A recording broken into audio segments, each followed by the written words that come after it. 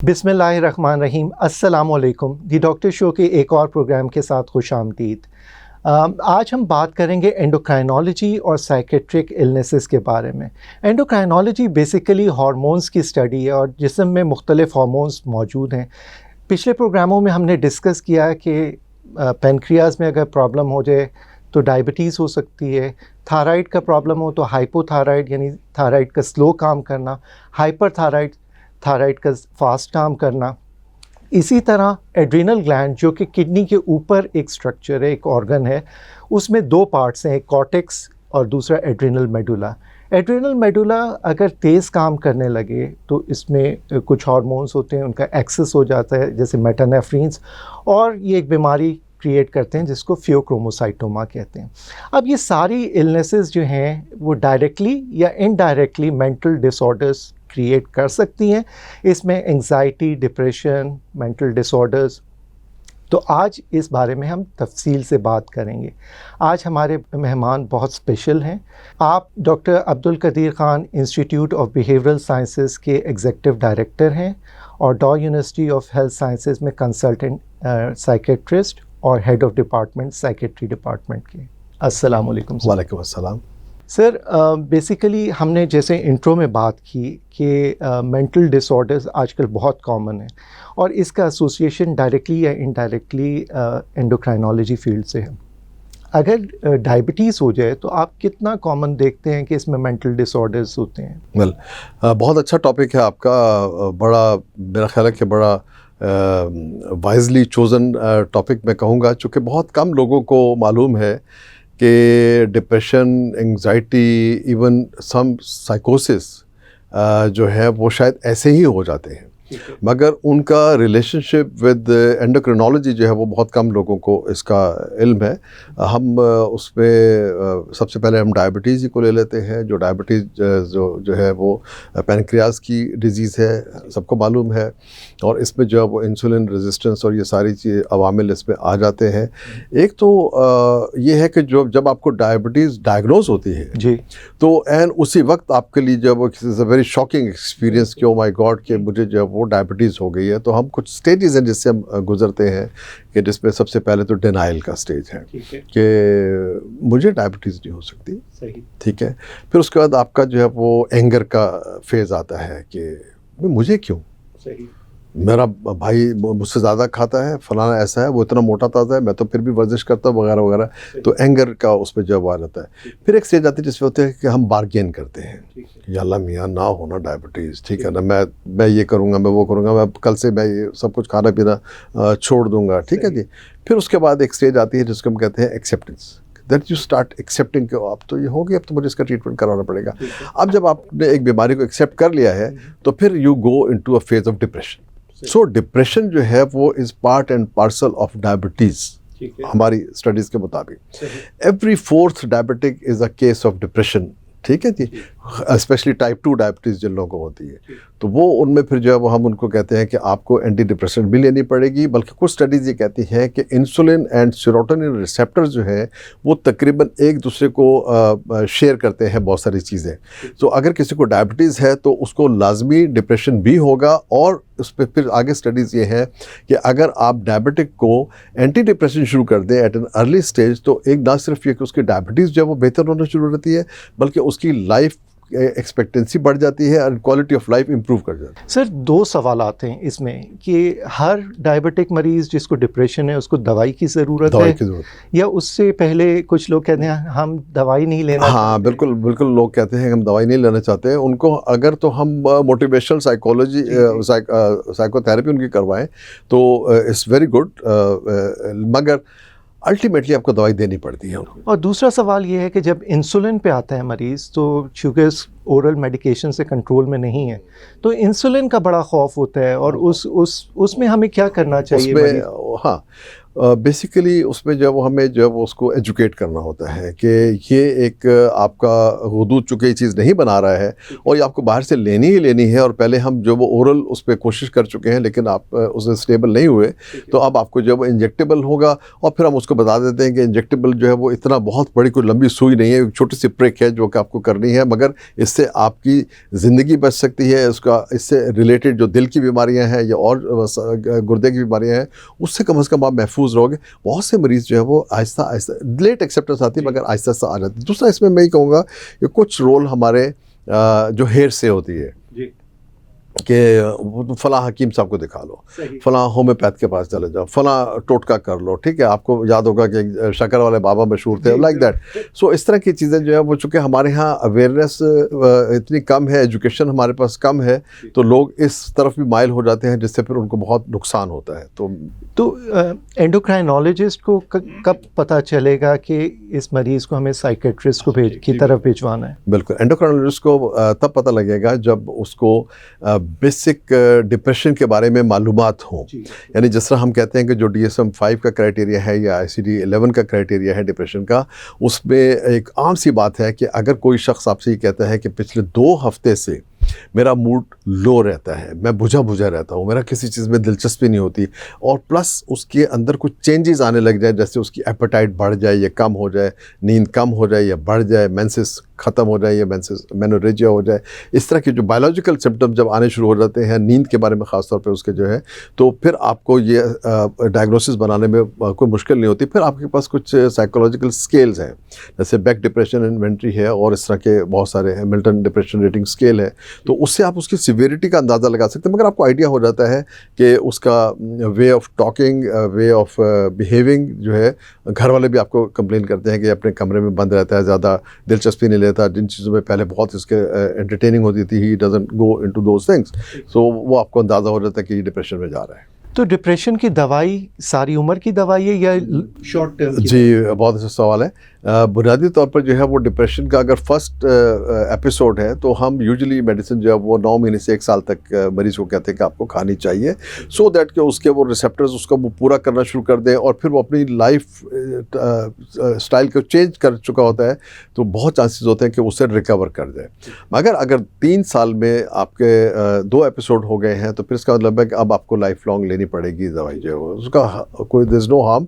चूँकि जैसे डायबिटीज़ की आप दवाई उसको रेगुलर दे रहे हैं तो इसलिए दे रहे हैं कि वो आइलर्स ऑफ लैंगरहैंस जो है वो बना ही नहीं रहे इंसुलिन, तो इसी तरह से जब वो सेरोटोनिन उसकी इतनी प्रोड्यूस, नॉरएपिनेफ्रिन इतनी प्रोड्यूस नहीं हो रही होती है जिसको उसको एक्सटर्नली आपको देनी पड़ती है। दूसरा सवाल ये है कि क्या इसमें सेल्फ हार्म कॉमन है डायबिटिक मरीजों में या? डिप्रेशन में तो बहुत कॉमन है, और डिप्रेशन को हम ये कहते हैं कि depression is a 100% treatable condition, but the only problem with depression is that patient tend to take his own or her own life.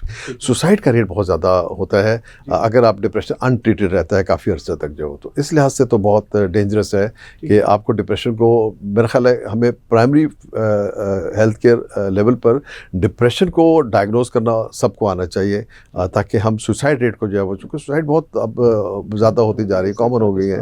अभी कल कोई वीडियो दिखा रहा था कि वहाँ पे लकी वन मॉल में एक साहब ने कूद गए ऊपर से, जो killed himself. So may be कि वो मोस्ट लाइकली ये डिप्रेशन ही के पेशेंट हुआ करते हैं, जो कि बाद में फिर आप डिफरेंट फैक्टर्स कहते हैं जी के महंगाई से होगा, इससे होगा, उससे होगा, but usually they are depressed people. तो हम डायबिटीज़ के बारे में तो आपने तफसील से बता दिया, अब थायराइड के बारे में बात करते हैं। तो उसमें 2 कंपोनेंट्स हैं, एक स्लो थायराइड काम कर रहा है जिसको हाइपोथायराइडिज्म कहते हैं, पहले उसके बारे में बात करते हैं। जी बिल्कुल, जो हाइपोथायराइडिज्म है, चूँकि थायरॉक्सिन जो है वो एक ऐसा हार्मोन है जो हमारी बॉडी को एक्टिवेट करता है, उसको एनर्जाइज करता है, और वो सारी जो मेटाबॉलिज्म है उसको जो है वो मेंटेन करता है।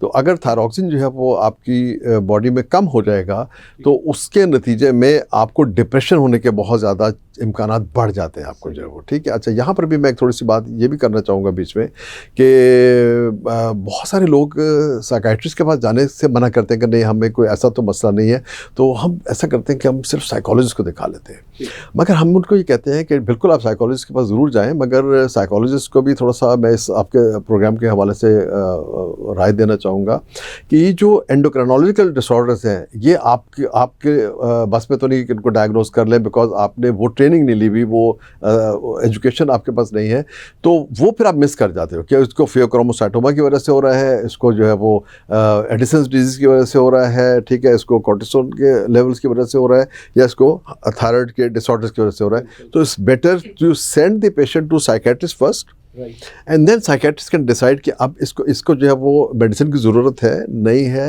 या सिर्फ साइकोथेरेपी से जो है ये लिफ्ट हो जाएगा इसका मूड, तो फिर वो ज़्यादा उसमें हमने देखा है कि इम्कानात मरीज़ के अच्छा होने के ज़्यादा।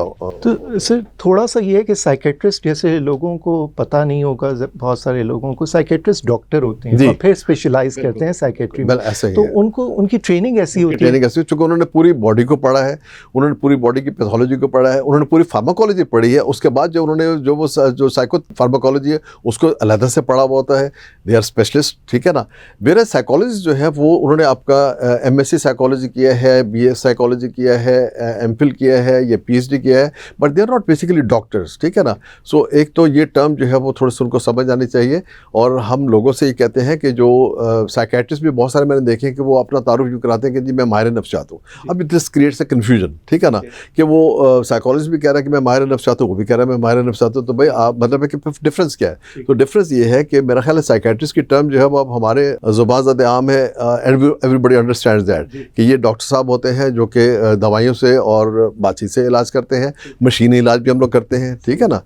तो ये सारी चीज़ें डिप्रेशन में जब हम करते हैं, जो बहुत सीवियर डिप्रेशन होता है, और उसी हवाले से अगर मैं 1 मिनट आपका लूँगा, जो इलेक्ट्रोकन्वल्सिव थेरेपी है, वो जो ट्रीटमेंट है basically this is a life saving treatment. जी बिल्कुल। जो लोग सीवियर डिप्रेशन में चले जाते हैं, दोज हु टेल यू के वो they want to commit suicide, तो वहाँ पर जो है वो इसके इतने ज़बरदस्त रिजल्ट्स हैं कि वो पेशेंट जो है वो 5 या 6 ट्रीटमेंट के बाद, और ये ट्रीटमेंट जो है वो पेनफुल नहीं होता है बिल्कुल, ये लोगों को पता होना चाहिए, और अंडर एनेस्थीसिया किया जाता है, हार्डली 5-6 मिनट्स का प्रोसीजर होता है, मगर इट इज़ लाइफ सेविंग। ये पूरी दुनिया की स्टडीज़ ये साबित करती है। तो सर हाइपोथायराइडिज्म में डिप्रेशन बहुत कॉमन होता है। हाइपरथायराइडिज्म यानी थायराइड का हाइपरथायराइडिज्म के अंदर प्रॉब्लम ये होता है कि चूंकि आपका हार्ट रेट बढ़ जाता है, आपको फिजिकल सिम्टम जो है एंग्जाइटी के बहुत ज़्यादा होने लग जाते हैं, और इसको भी लोग जो वो मिस कर जाते हैं, और वो उसको जो वो एंग्जाइटी को मैनेज करना, एंग्जाइटी की एक्सरसाइजेज करवाना, एंग्जाइटी की मेडिसिन देना,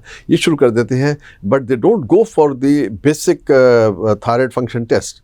अगर वो साथ में थायराइड फंक्शन टेस्ट भी करवा लें तो उनको ये पता लग जाएगा कि ये हाइपरथायराइडिज्म की वजह से हो रहा है, या इसको जो है वो वैसे एंग्जाइटी का अटैक हुआ है। सर पैनिक अटैक क्या होता है? पैनिक अटैक ये होता है कि बग़ैर कोई सराउंडिंग के, किसी वजह के, अचानक से आपके अंदर जो है वो बहुत तेज़ आपको जो है वो पैल्पिटेशन शुरू हो गई, आपको घबराहट हो गई, आप डर गए, पसीने छूट रहे हैं, ठीक है, this is known as panic attack. It's a very devastating experience जिसको होता है, तो ये को बहुत मुश्किल मरहला होता है जिससे वो शख्स गुजर रहा होता है। और पैनिक अटैक जो है वो इसके लिए भी जो हम एंडोक्राइनोलॉजी की बात करते हैं, तो फियोक्रोमोसाइटोमा जो आप कह रहे थे कि किडनीज के ऊपर जो वो ग्लैंड होते हैं, तो pheochromocytoma is a very common disorder जिसमें आपको ब्लड प्रेशर जब आपका बढ़ा हुआ आपको मिलता है मरीज़ का, और फ्लशिंग होती है, और साथ में उसको पैनिक अटैक्स बहुत ज़्यादा होते हैं। इसके लिए जो टेस्ट हम करते हैं वो विनाइल मेंडेलिक एसिड जो है वो करते हैं यूरिन में 24 आवर्स का सैंपल लेके। अभी पिछले दिनों मेरे पास एक पेशेंट आया था, तो उसका हमने VA करवाया है, और उसमें उसके बाद सर एक और टेस्ट आ गया, प्लाज्मा मेटानेफ्रिन लेवल। जी, प्लाज्मा मेटानेफ्रिन लेवल वो ज़्यादा स्पेसिफिक है, मगर ये भी हम जहाँ पर वो अवेलेबल नहीं वहाँ पर ये कर लें आप जो वो, तो बिल्कुल फियोक्रोमोसाइटोमा इस तरह से बहुत ज़्यादा हो। तो सर ये पैनिक अटैक, कुछ मरीज़ कहते हैं कि हम जहाज़ में सफ़र करते हैं या कहीं, तो एकदम खौफ आता है दैट इज़ बेसिकली एग्रोफोबिया, ठीक है ना, कि अगर आपको जो है वो क्लोज स्पेसिस से या ओपन स्पेसिस से अगर आपको एंग्जाइटी होती है, फियर होता है, तो उसको हम एग्रोफोबिया में ले आते हैं। वो जो ट्रेवलर्स को होता है प्लेन में बैठ के, that is not basically panic attack. Panic attack की तो कोई आपको उसकी वो नहीं होती कि किसी वजह से हुआ हो, वो तो अचानक से जो आपको एक कैफियत आ जाती है। मगर ये आपके फिर जो वो फोबियाज में हम इसको ले आते हैं और उसको मैनेज करते हैं। अब मोटापा हमारे यहाँ बहुत कॉमन है, ओबेसिटी जो है पाकिस्तान में दिन ब दिन इंक्रीज़ होती जा रही है, तो ओबीज पेशेंट में डिप्रेशन, एंग्जाइटी, बिकॉज ये भी एक एंडोक्राइनोलॉजिकल डिसऑर्डर है जिसमें इंसुलिन रेजिस्टेंस हो सकती है, मेटाबॉलिक सिंड्रोम हो जाता है, तो इसमें ये सर कितना कॉमन है डिप्रेशन, एंग्जाइटी? बहुत कॉमन है, बिकॉज जैसे आपने कहा कि मोटापा itself is a disease. Obesity के अंदर जो है वो आपके सारे हार्मोन गड़बड़ हो जाते हैं। जब वो सारे हो जाते हैं तो सेरोटोनिन, नॉरएपिनेफ्रिन भी हो जाता है, और जब वो उनकी एब्जॉर्प्शन उस तरह से नहीं होती है due to fatty tissue and all those thing, तो वो फिर आपको डिप्रेशन की तरफ ले जाते हैं। और बहुत कॉमन है उनको, अगर ओबेसिटी मॉर्बिड ओबेसिटी हो जाए तो फिर तो उस पर आपको लाजमी मिलेगा कि डिप्रेशन। तो सर इसमें भी मुख्तलिफ फेजेज़ हैं ओबेसिटी की, माइल्ड, मॉडरेट, मॉर्बिडली ओबीस, तो कुछ तो हम दवाइयों से शुरू में देते हैं। अब जो मरीज़ ओबेसिटी का सर्जरी की तरफ जा रहा है, अब बेरियाट्रिक सर्जरी बहुत कॉमन है, तो उसमें आप दवाइयाँ देते हैं पहले, या कोशिश तो यही होती है कि हम ऐसी दवाएं दें उनको जिससे उनका डिप्रेशन भी बेहतर हो, बिकॉज डिप्रेशन में भी आप खाते हो ज़्यादा, ठीक है ना। ये आपका ओरल बिहेवियर है। जब बच्चा जब छोटा होता है तो जब उसको डर लगता है, खौफ होता है या कोई ऐसी बात होती है, वो फ़ौरन माँ की गोद में चढ़ता है और दूध पीना शुरू कर देता है, और उससे उसको जब वो रिलीफ मिलता है। ये जिन लोगों की इस स्टेज पे फिक्सेशन हो जाती है, फ्रॉडियन थ्योरी है ये, वो फिर सारी उम्र जो है वो अपने ओरल फिक्सेशन पे चले जाते हैं, या सिगरेट पी रहे होंगे, या अल्कोहल ले रहे होंगे, या सिगार पी रहे होंगे, या अंगूठा चूस रहे होंगे, या पेंसिल के रबड़ छील देंगे, या फिर खाना पीना शुरू कर देते हैं। सो ये ओबेसिटी का एक इनका बिहेवियर मॉडिफिकेशन की टेक्निक्स हम यूज़ करते हैं ताकि ये उसमें बेहतर हो जाए। कुछ मेडिसिन भी ऐसी हैं एंटी डिप्रेशंस जो वेट रिडक्शन में काम आती हैं, वो भी हम देते हैं लोगों को। जो तो हर मरीज़ जो कि ओबीस है और डिप्रेस्ड है उसमें एक सी दवाई नहीं, एक सी दवाई नहीं, क्योंकि आम जो डिप्रेशन की दवाइयाँ हैं वो वज़न बढ़ाती हैं। नॉट आम, कुछ दवाएं बढ़ाती हैं, ठीक है ना, और कुछ दवाएं जो है वो वज़न को कम भी करती हैं। जैसे SSRIs हैं। हाँ, SSRIs करती हैं, मगर इतना ज़्यादा रोल SSRIs का नहीं है। जैसे हमारे पास पहले ट्राइसाइक्लिक एंटी डिप्रेशंस जो थी अब कम होती जा रही हैं, उनका रोल ज़्यादा है, मगर SSRIs का इतना ज़्यादा रोल नहीं है कि वेट गेन जो वो हो उसमें जो, बल्कि डिप्रेशन जैसे जैसे बेहतर होता है तो पेशेंट अपने हैबिट्स को चेंज करना शुरू कर देता है। ठीक है सर, अब हम एक और टॉपिक की तरफ आ रहे हैं। ये एक पूरा प्रोग्राम है, लेकिन आप आए हैं तो आपसे ये इस बारे में बात करते हैं, जेंडर डिस्फोरिया। ओके, ठीक है, जेंडर डिस्फोरिया के बहुत सारे केसेस हम साथ देखते रहे हैं, तो उसमें सर मुझे ये बताएं कि जेंडर डिस्फोरिया होता क्या है और क्या पाकिस्तान में ये कॉमन होता जा रहा है? बिल्कुल, बहुत अच्छा टॉपिक है जिसको आमतौर पे लोग टच नहीं करते हैं, डिफरेंट उसकी रीजंस हैं। जेंडर डिस्फोरिया का मतलब ये है कि जिस सेक्स रोल में आप पैदा हुए हो, आप उसको पसंद ना करो, ठीक है। आप समझते हो कि मेरा एक्चुअल जो जेंडर है वो ये नहीं होना चाहिए था। मेरा जेंडर, अगर मैं लड़का पैदा हुआ हूँ तो मुझे ये होगा कि मेरा जेंडर तो लड़की होना चाहिए था, चूँकि मुझे तो लड़की पसंद है, और मुझे जब अल्लाह ताला को चाहिए था कि मुझे लड़की पैदा करता, मुझे लड़का पैदा कर दिया। तो डिस्फोरिया का मतलब है कि आप अपने असाइंड सेक्स रोल से नफरत करना शुरू कर दें। यू डिस्फोरिक, आपको पसंद नहीं है वो वाला जो वो, ठीक है।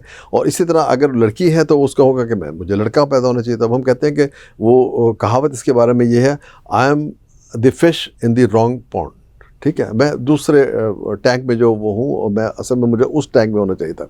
फिर वो सारी उम्र जो है वो कोशिश करते रहते हैं कि किसी तरह से हमारा जेंडर रीअसाइन हो जाए। अच्छा, चूँकि ये पहले तो शायद बहुत ज़्यादा लोगों को इसका इल्म नहीं था, मगर जब अब world is a global village, ठीक है ना, इंटरनेट और ये सारी चीज़ों के साथ आपको बहुत ज़्यादा इस पर चीज़ें मिल जाती हैं, और बहुत सारे लोग जो जिनमें थोड़ा बहुत ये वो एलिमेंट था किसी ज़माने में, वो फिर उस पर बहुत ज़्यादा सर्च करते हैं, फिर अपने मोस्टली एंडोक्राइनोलॉजिस्ट के पास जाते हैं और उससे बात करते हैं कि जी मुझे ये है and I want sex reassignment surgery etcetera. ठीक है, तो सर इसमें आप ज़्यादा फीमेल्स को देख रहे हैं या मेल्स को देख रहे हैं? ज़्यादा इसमें जो मेरे तजर्बे में जो आए हैं वो तो इसमें फीमेल ज़्यादा है, फीमेल्स ठीक है, और मगर मेल भी हैं उसमें तकरीबन इक्वली होगा। बहुत सारे लोग आपको बस मैं पिछले दिनों की बात है कि एक साहबा मेरे पास आई जिन्होंने अभी पूरा अपना असेसमेंट भी नहीं करवाया और वो लाहौर गई और लाहौर जाके मेस्टेक्टमी करवा ली, यानी अपनी ब्रेस्ट उन्होंने रिमूव करवा दी, और वो भी किसी ऐसे क्लिनिक से जो जिसका कोई मतलब नॉट सेकेंडरी और टर्शरी केयर हॉस्पिटल, बस ऐसे कोई साहब हैं जो कि वहाँ पर जो है वो ये सर्जरी कर देते हैं। अब बाकी वो मेरे पास आ गई कि अब मुझे जो है आप ओपिनियन लिख दें ताकि मैं अपना जो है वो फेलोप्लास्टिक करवा लूँ, ये सारे काम मैं करवा लूँ। ठीक तो है, इसका तरीक़ाकार क्या है? अगर मरीज़ आया फॉर एग्जांपल एंडोक्राइनोलॉजिस्ट के पास, हम तो हार्मोनल वर्कअप करते हैं और हम फिर आपकी तरफ रेफर करते हैं, तो आपकी टीम होती है क्या? जी हमारी टीम होती है उसमें। अच्छा, थोड़ा सा मैं जो हार्मोनल आपने उससे बात की है, तो ये मैं लोगों की अवेयरनेस के लिए बता दूं कि इनको ये नहीं मालूम कि जब आपको एंड्रोजन्स दिए जाएंगे किसी फीमेल को बहुत ज़्यादा या किसी मेल को ईस्ट्रोजन दिया जाएगा, तो इसके अपने, वो तो डॉक्टर साहब ज़्यादा बेहतर जानते हैं मुझसे, इसके अपने जो मसाइल हैं, इसमें बहुत सारी ट्यूमर्स हैं जो कि ग्रो कर जाते हैं, जो पहले शायद उनका इतना इम्कान नहीं होता। लोगों को इस बारे में भी मालूमात होनी चाहिए कि अपने तौर पर ये इस तरह के हार्मोन्स ना लेना शुरू कर दें, चूँकि उसके बहुत ख़तरनाक नताइज निकलते हैं। जब हमारे पास पेशेंट आ जाता है, हमारे पास यूजुअली या तो एंडोक्राइनोलॉजिस्ट भेजते हैं या फिर सर्जन भेजता है कि जी हम ये शख्स जो है या ये मोहतरमा जो है ये चाहती है कि मैं मेल बन जाऊँ, और अब हम हमें गाइड करें कि हमें इसको मेल असाइनमेंट सर्जरी करनी है या नहीं करनी है। तो उसका तरीका फिर ये होता है कि हम अपनी एक मल्टी डिसिप्लिनरी टीम है जिसमें एक साइकेट्रिस्ट है, एक साइकोलॉजिस्ट है, एक सोशल वर्कर है, ठीक है, ये हम लोग फिर बैठते हैं उसमें, और जो फिजिशियन जिससे आपको भेजा है उसको हम इन्वॉल्व करते हैं साथ में, and we discuss the pros and cons of that. हम पेशेंट को कोशिश करते हैं बताने की कि दुनिया में जिस रोल में आप आए हो उससे ऑपोजिट रोल में जाने के लिए बहुत मुश्किलात है। It's not an easy thing कि आपने ये बटन दबाया तो मेल से फीमेल बन गया, फीमेल से मेल बन गया, बल्कि आपको पता है कि उसमें जो स्ट्रक्चरल जो बॉडीली चेंजेस है वो आपको करनी है। और बहुत से दफ़ा ऐसा हुआ है कि लोग रीअसाइन सर्जरी के बाद मज़ीद डिस्फोरिया का शिकार हो गए एंड दे कमिटेड सुसाइड, ठीक है ना। तो ये भी उसमें देखना पड़ता है कि उसकी जो कन्विक्शन है वो कितनी स्ट्रॉन्ग है। फिर जो हमें वर्ल्ड हेल्थ ऑर्गेनाइजेशन और दूसरे इदारे इसके बारे में जो उनकी लॉज हैं वो ये कहते हैं कि उस शख्स को जो सेक्स रीअसाइनमेंट सर्जरी करवाना चाहता है उसको कम से कम 1 साल उस जेंडर रोल में ज़िंदगी गुजारनी चाहिए। सो इस पे ज़रा रोशनी डालें कि 1 साल। हाँ, 1 साल का इसलिए कि अगर वो आपने फ़र्ज़ किया मैं मेल हूँ और मैं फ़ीमेल बनना चाहता हूँ, तो मुझे जो वो आर्टिफिशियल ब्रेस्ट पहननी पड़ेगी, मुझे जो है वो औरतों वाले कपड़े पहनने पड़ेंगे, मुझे जो वो बाल अपने लंबे कर लेने पड़ेंगे, और मुझे वो तमाम काम करने पड़ेंगे जो औरतें करती हैं। जो चले अगर हमारे माशरे में ले लें तो औरतें जो, फिर मुझे खाना भी घर में पकाना पड़ेगा, फिर मुझे जो है वो बच्चों को भी संभालना पड़ेगा, फिर मुझे कपड़े भी धोने, मैं मिसाल दे रहा हूँ, ठीक है ना, वेरी करता है कि आप किस सोशल स्टेटस से आप जा रहे हो। तो ये तमाम काम अगर वो 1 साल तक लगातार करता है, लगन से करता है, तो फिर हम कहते हैं कि हाँ इसने ये टेस्ट पास कर लिया है कि इसकी सेक्स रीअसाइन सर्जरी करवाई जा सकती है, तो फिर आप उसको रिकमेंड कर देते हो। हमारे